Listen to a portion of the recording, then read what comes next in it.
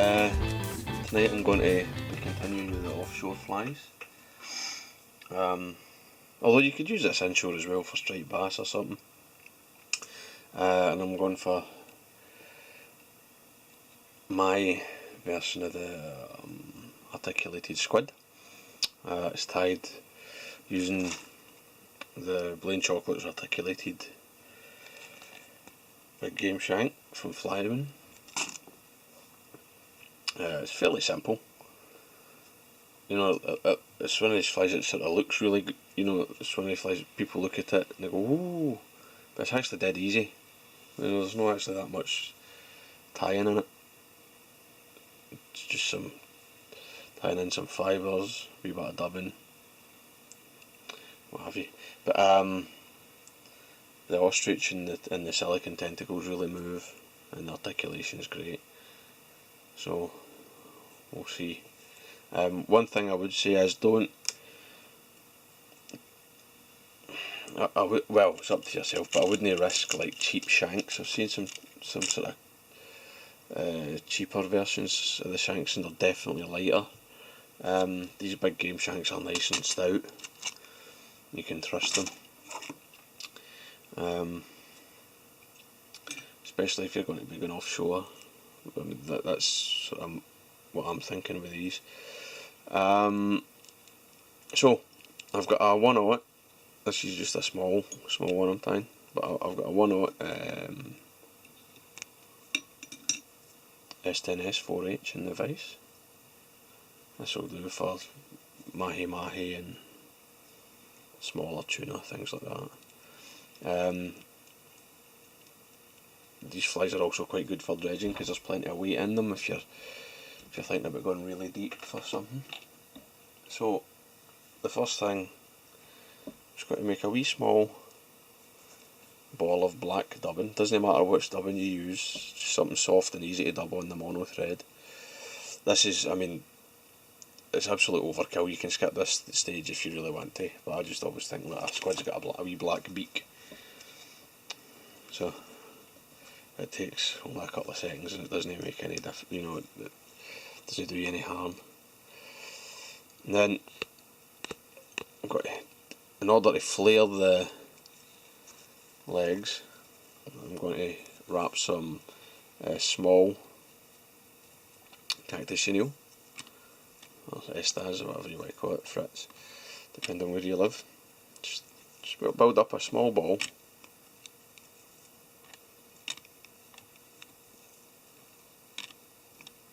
About 4 or 5, you know, 4 or 5 mil long on this size. Obviously, if you're changing the size, you know, like this is as small as I would tie them. What's this one? This is the 40 mil, 1.5 or 1 5/8 shank. But you can also tie them on the bigger shanks. You know, like, I would either use the 40 mil shanks or the 3 5/8 shanks, the 80 mil. I feel that the 60 mil is not a big enough difference to make it worthwhile, but it's up to you. They're your flies, tie them to suit yourself. So for the tentacles, I've got these Muppets, you know, like wee squid trailers from the trolling shop.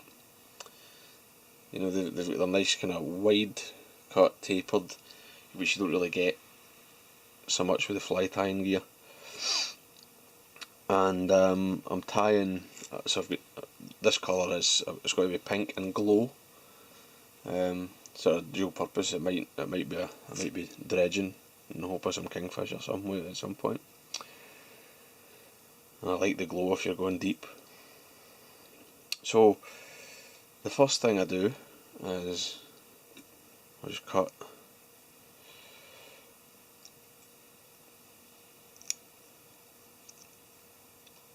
the rest of the legs from the glow colour. I like to put the pale colour in the middle. The then have the darker ones going out. But it's up to you, you can do it top and bottom or whatever. And then just measure them as long as you like.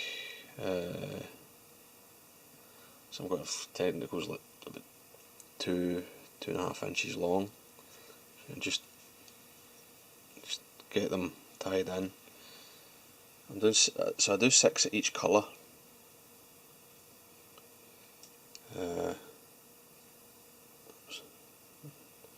They're all trimmed the same length, so you can just sort of line up the butts, the waist pieces, and that will help you. Make sure you tie back against the chenile ball just to keep them sort of flared so they don't just collapse.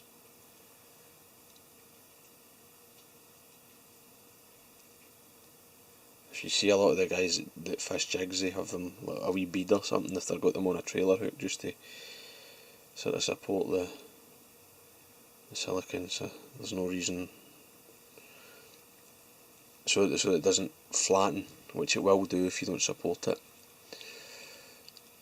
Right, get them tied in nice and tight, nice and secure, and then just come in and trim the waist pieces. To add a bit more movement, I'm going to tie in some ostrich herl. I make this a bit longer, so another half a dozen or so.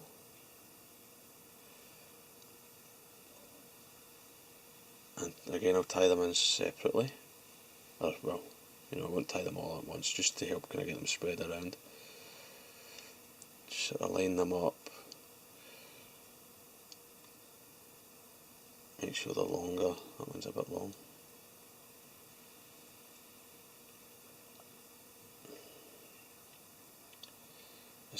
You know, I like the ostrich to be the same length. I don't want the ostrich to be uneven, even though it's longer than the silicone. I want it to be even in itself. So just a nice loose wrap, that will sort of encourage it around the shank. See what that's sitting like, that's fine. Again,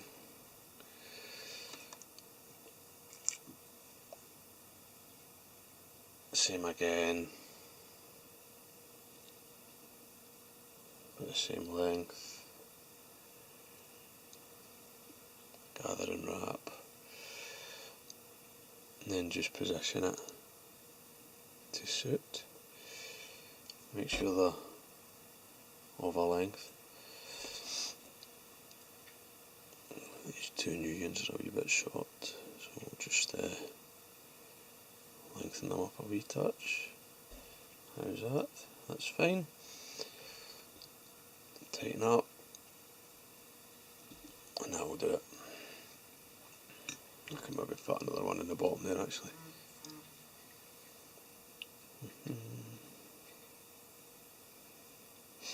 Right, aye, there we go. So that's about half a dozen. So it depends. Sometimes the ostrich is a bit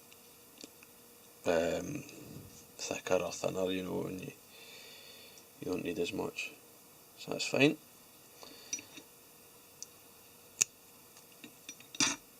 Tidy that up.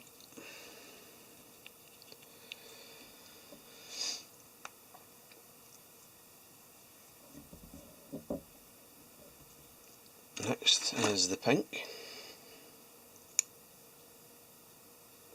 Same again, just cut the tentacles from the head so they're all the same length. Now, it's a good idea with this if you can get them to sit between the white silicone. It can be hard, but it sort of keeps them moving. I've tied that a bit long. Doesn't matter. No, I'm not tied that too long there. I like them to be about the same length, but alternate where they sit. You can bed them in between just to have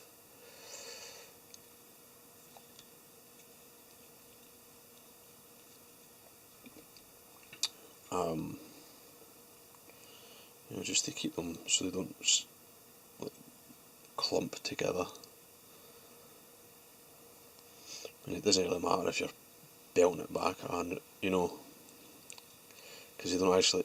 they just sort of slick back behind. But if it's on a slower retrieve, it'll definitely become apparent that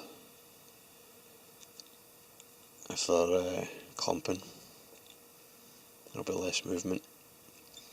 But you can see there the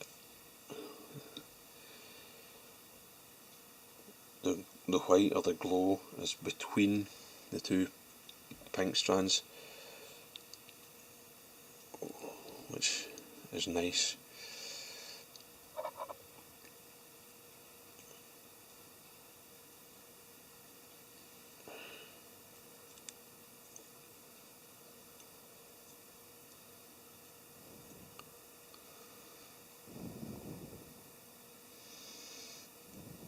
Because they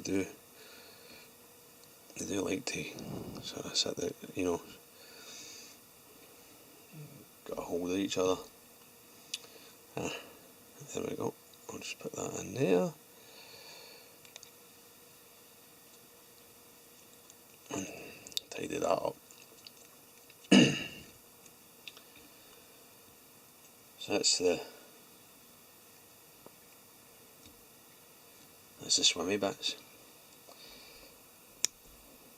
It's nice. It's got a full of, it will move, and especially if you're on a one-handed strip, between strips that will sort of pulse.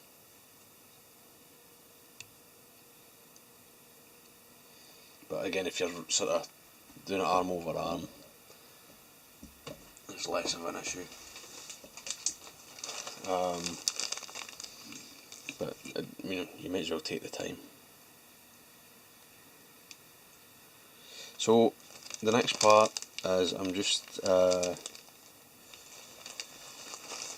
to use some ice dub. This is UV fluorescent hot pink.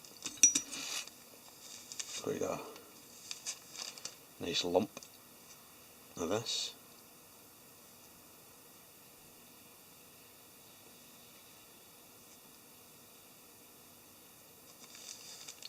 A bit more. And then shall we tie it a couple of turns around the shank, fold it back, see how it's doing. So that's a bit long, so I'll just nip it back.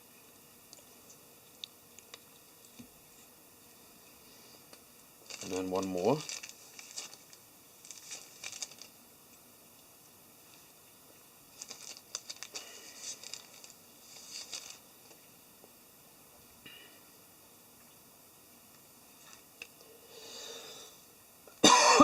Excuse me.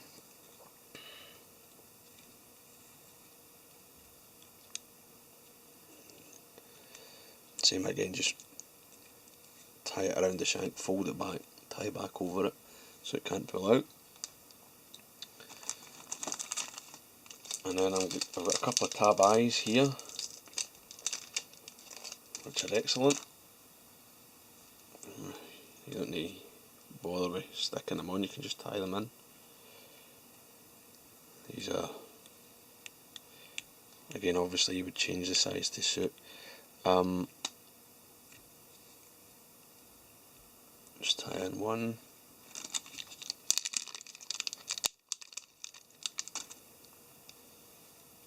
And then the other.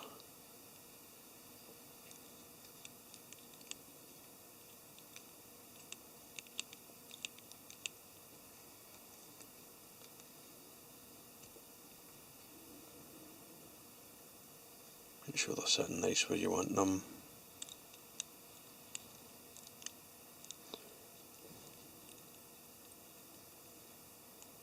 Just keep wrapping back. I mean, you don't need to really worry if there's any sort of wee fibres of the dubbing coming through. It doesn't make any difference. And then you can whip finish. Just tie this by hand. Oops, just pull it in. It's going forward, just pull it back, just for neatness. About 5 or 6 turns.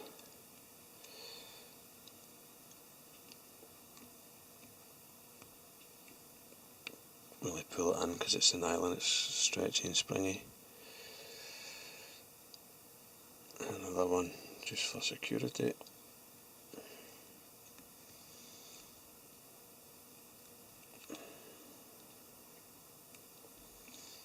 Okay, so that's the head.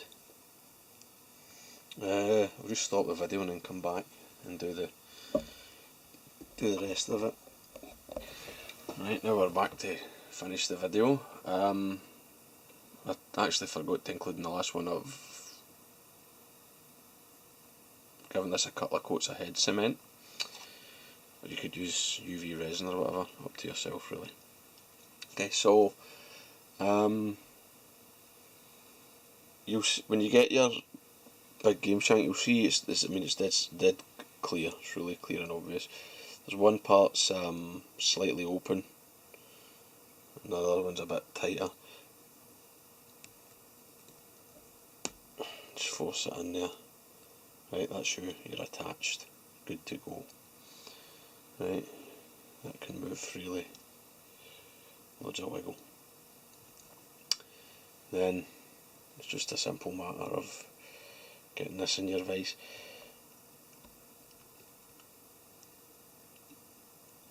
I say a simple matter, sometimes it's actually not that easy, they can slip and stuff. So this is what we're left with. Using the same nylon, clear nylon thread, we'll start at the front and run a base of thread at the length of the shank. I just feel this gives you a wee bit extra security,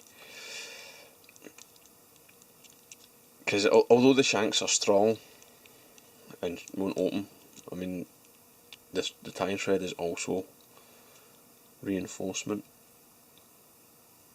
I don't know what the breaking strain is of this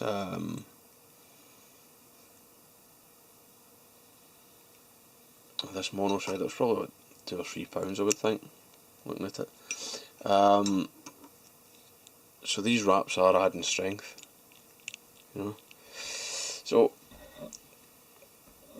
take your thread down to sort of where the shank starts to open, and then first bit is just going to be some more of the UV pink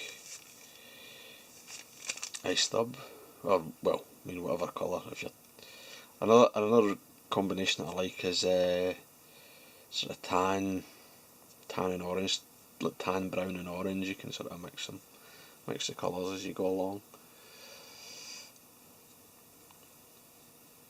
and then just do the same. Just sort of offer the bunch up to the shank,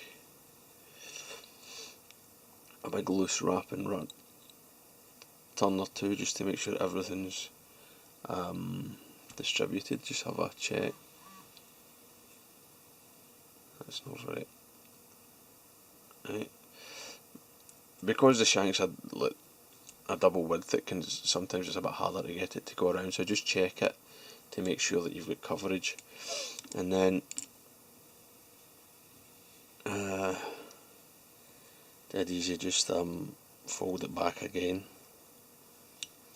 Bring your thread in front and just wind the back until you catch it. A couple of turns over the top. That means it'll never, it'll never pull out. And then I just like to sort of just grab it and break it. Any of the sort of longer stuff that's, I like the eye to be clear. I don't want the eye to be obscured. There we go. Right. Then the next part, as we make up the body, I'm going to advance my thread. I'm going to tie like 5 bunches of material.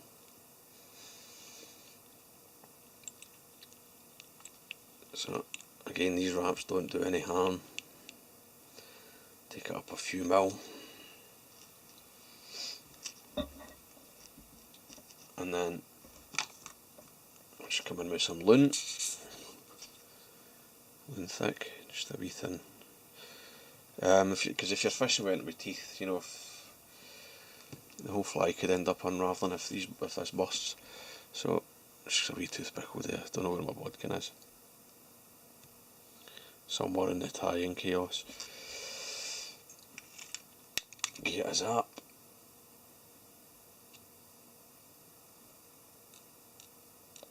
Above and below. There we go. Now I'm going to take some Glow UV, Glow EP fibres. Battery up, battery. Just got to, and I'm going to do roughly the same thing again as I've done with the dubbing. I'm just going to get a bunch, offer it up. Just if you think about where the mantle would come, it would stop behind the eyes. A loose turn to encourage it around the shank, like that. You can have a look, that looks quite nice actually. That's gone round nicely. And then let's try and get it roughly the same.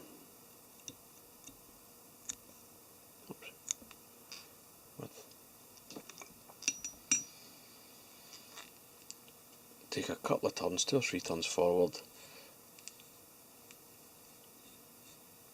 open it, sweep it back, do the same, just tie back until you catch just a wee bit of it, and that's it, it's locked in nicely, going nowhere. Again, bring the thread forward and touch in turns, and then I'm going to use craft fur for the next bit, the sort of pink accent. Just moves a bit differently in the water for the EP.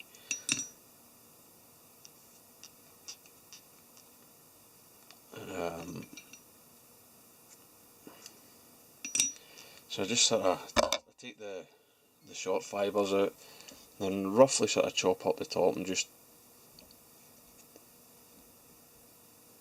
knock the fibres out of alignment slightly, and then just do the same thing.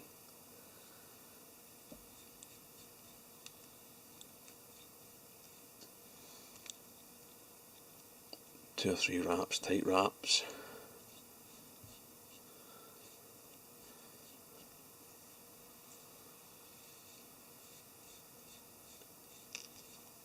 You can, I've got a wee wire brush that I use. It's just a pet grooming brush. It helps to sort of open out and blend and spread the fibres. And another couple of turns. Move it forward.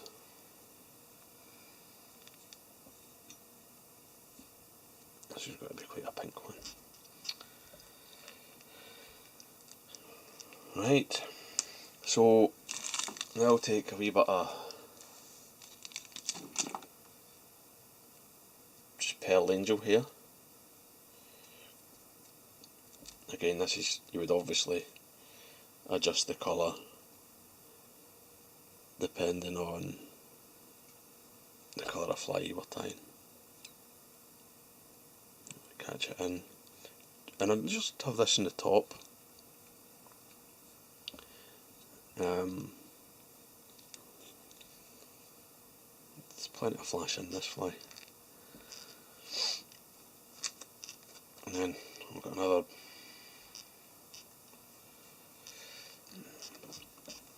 come in with some more loon, and I'm leaving the tags going forward.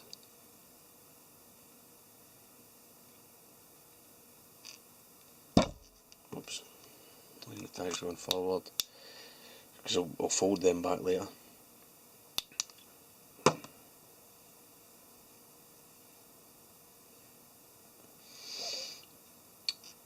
So this time I'm going to take half the thickness of EP that I used before and just do the back, and I'm just going to get slightly shorter. I'll tear that, I'll tear and trim this craft full later to make sure it's the eyes nice and clear. So just the top, 1, 2, that'll hold it just fine.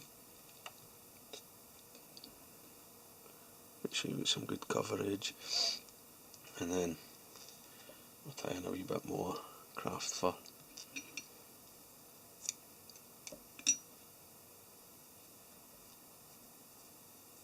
Again, I'll do roughly the same. We'll just sort of trim the craft fur to the sort of size clump that I want.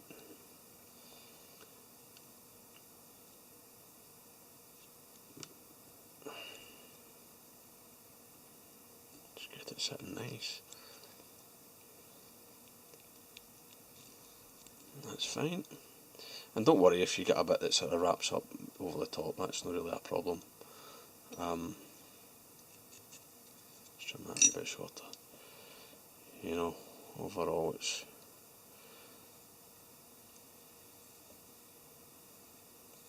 and just pull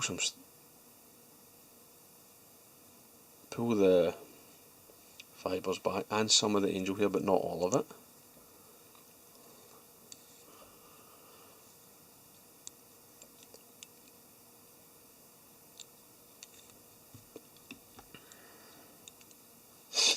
Right, there we go. I think I just breathed into the microphone there, sorry.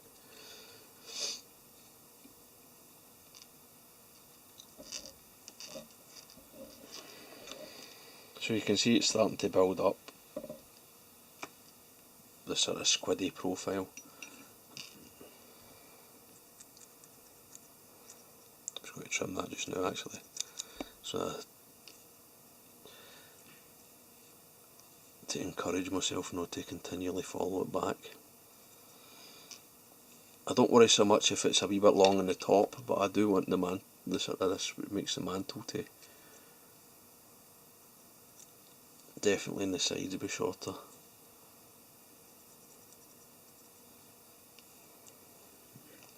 That eye should be apparent. Same again. Come forward a wee bit further this time. You know, if you look at a squid, the sort of bulks here, and then it starts to taper away. Obviously, you know, the real squids get the flappy fins, but if we ignore them, you know, you could tie them, but it becomes a bit of a hassle, to be honest. And I'm not convinced it's going to make that big a difference. So another half and half bunch. It's the same again. Oops. Don't forget the loon. And you don't need to use UV, you could just use super glue or head cement, that'd be fine.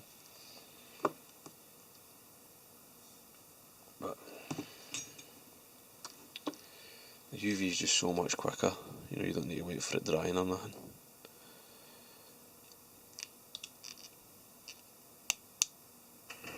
Oh, sorry.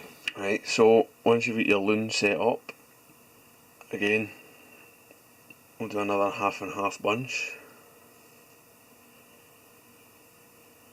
So they're coming back slightly shorter this time.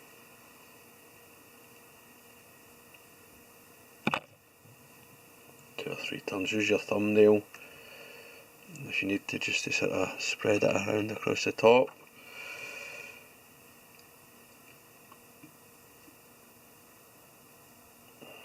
Another wee bunch of pink craft fur.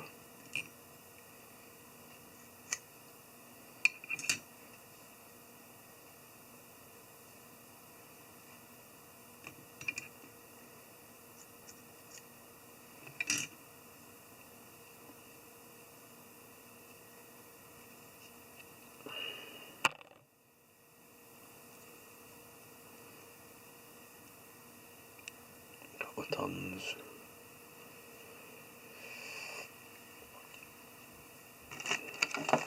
Okay, just make sure any under fuzz is out of the craft fur there. Just a kind of, it's awful long. There we go. And then again, you're just repeating the process.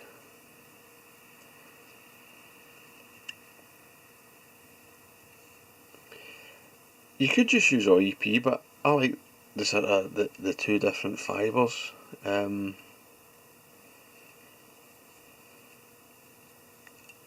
It's up to yourself.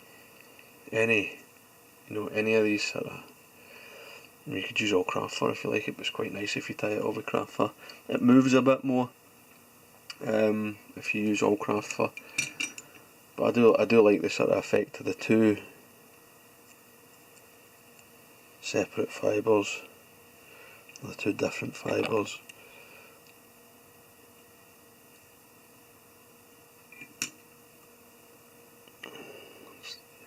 That angel here sort of clumped a bit. Sort of spread it. And another wrap that sort of opens it up a bit. There we go. That's nicer. And then the final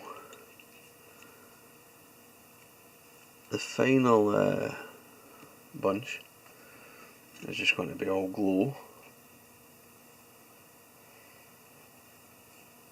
It can be a bit longer.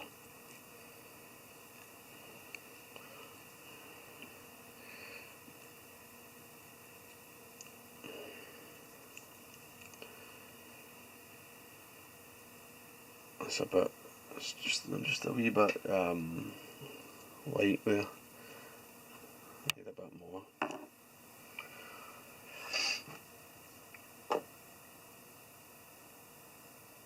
And you don't want to be going crazy. You know, if there's too much bulk, it doesn't, you know, it doesn't look great. But at the same time, you need enough.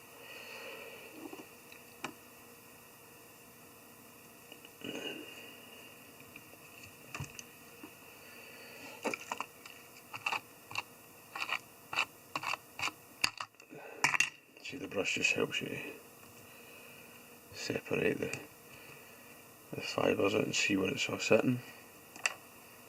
That's quite nice. What I like to, I just fold it back and I'll just cut it roughly. You know, you'll find as it'll twist and stuff, and you'll not be left with just a straight edge anyway, so don't worry about that. Just a nice loose gathering wrap to get it covered.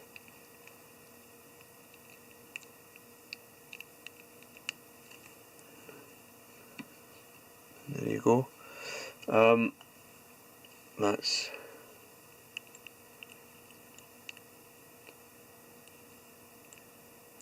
it, your EP. Well, it's not really an EP shrimp. EP squid, it's an articulated squid. showed this to a friend of mine, and he called it Count Squidula. So that's what we'd named it. But I mean, it's not really. It's not that original. It owes a lot to the EP squid that's commercially available, but this fly has there's a bit more material in this. It pushes a bit more water.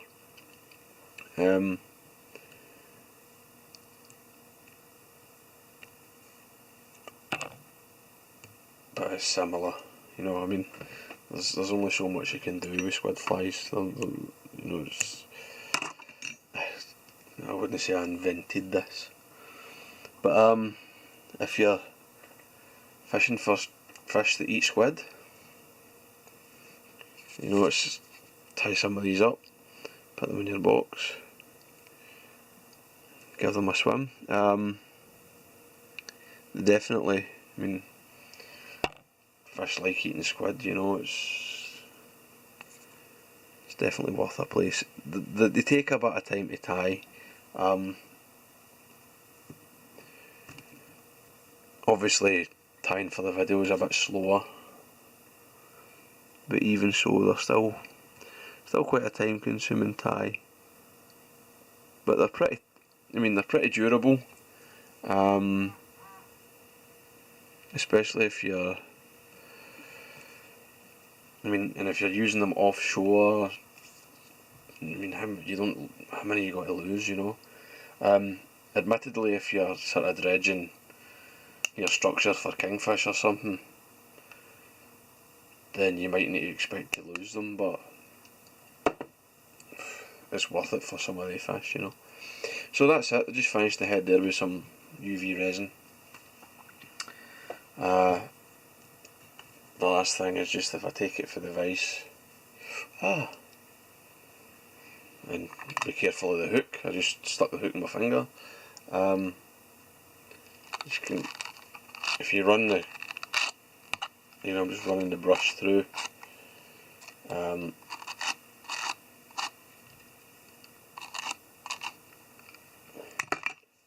Just to see what it's like. Some of that's still a wee bit long, so I'll just sort of hold it and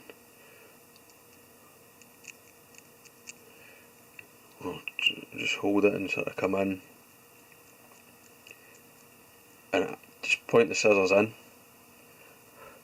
and it will cut. You know, don't cut a square edge, it looks horrible. Which, I mean, it's a bit odd that we get so hung up on that, because if you actually look at a squid, it's basically a clean edge, you know, it's no rough and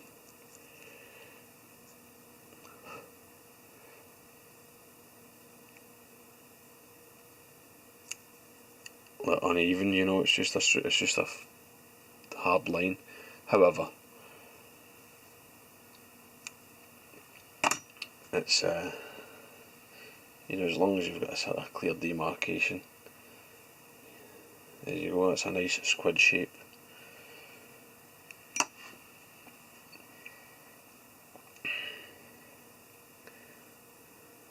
Get that back in.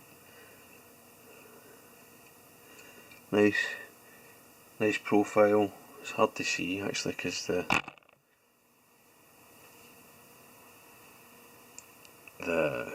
vise obscures it. There you go. I mean, it's a nice sort of squid profile. You know, just when you're stripping it, it'll go down and it moves. There's loads of movement. So yeah, it's definitely worth having some of these tied up. Get them in your box, give them a try, see how you get on. Bit of a long video, but I hope you enjoyed it. If you did, or if you didn't, leave a comment below, let me know what you think. If you did like it, give us a thumbs up below, and don't forget to subscribe for more HD fly tying videos. Thanks very much, guys. Bye.